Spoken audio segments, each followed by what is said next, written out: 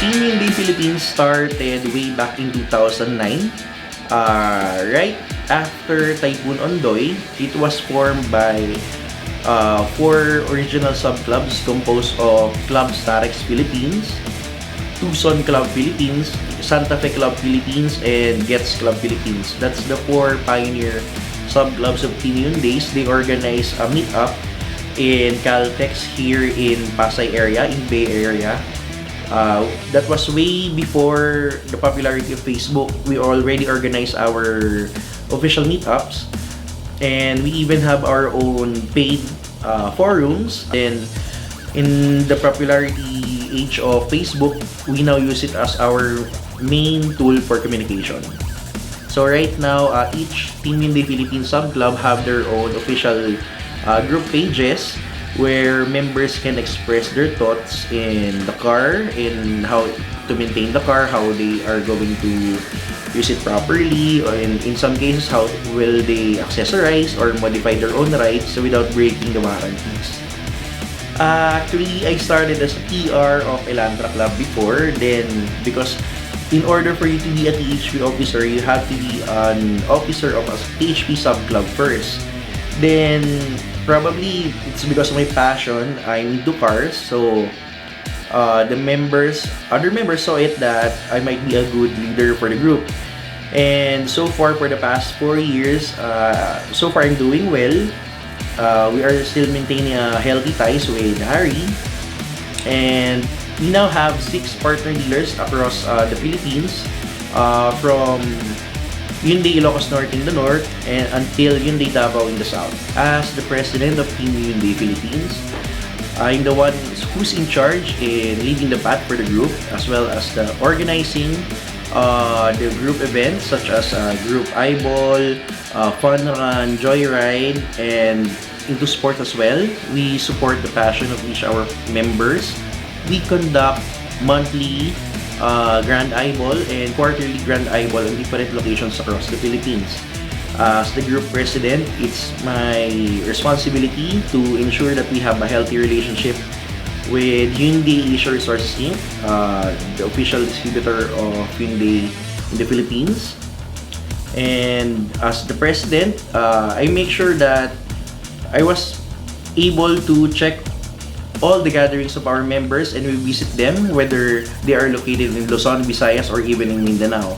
Sometimes we have gatherings even in different countries, as we have members who have their own cars here but are based elsewhere. For example, in Singapore and in New Zealand, we have different members.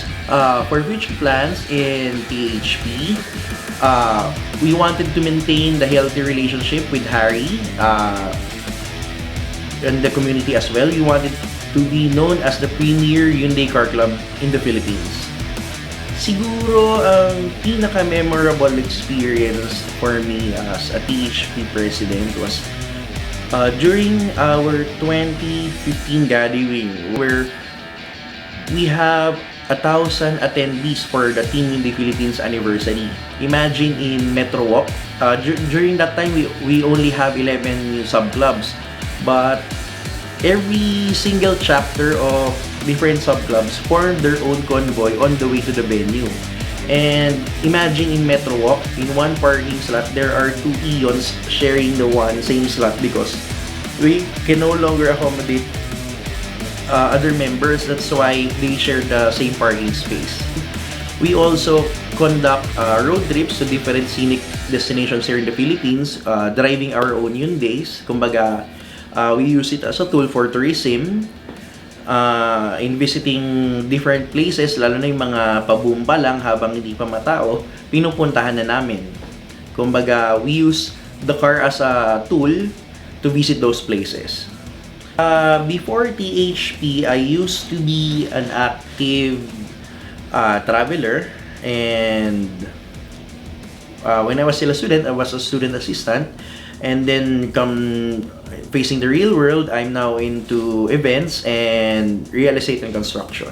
For the cars I was driving, I started with a hand-me-down Hyundai Tucson, the first generation one. Then I used to drive an Elantra MD, probably the sexiest car I've ever driven personally on my my personal car. Then right now I'm driving a Hyundai H350 and the latest Accent.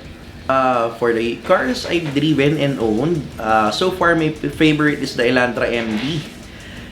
Because the design is timeless. When it first came out, all the other competitors look like bland sedans. So if you're driving an Elantra back then, you can drive it with pride because almost everyone is taking a glance on your car, especially in the color silver. So it's quite bright and it's a really a head turner car. And until now, it still turns sense. For me, the main strength of Hyundai cars were body solidity, because Hyundai is making their own steel, and spaciousness even with their small cars. Kumbaga, maganda yung packaging ng kotse, so you can fit more than what competitors can. Usually.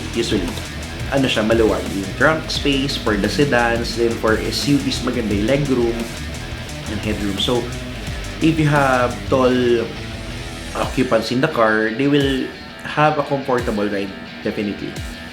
For people, especially right now where search engines are highly utilized, you should check out and compare how Hyundai performs against its contemporaries. And I'm sure it will surprise you.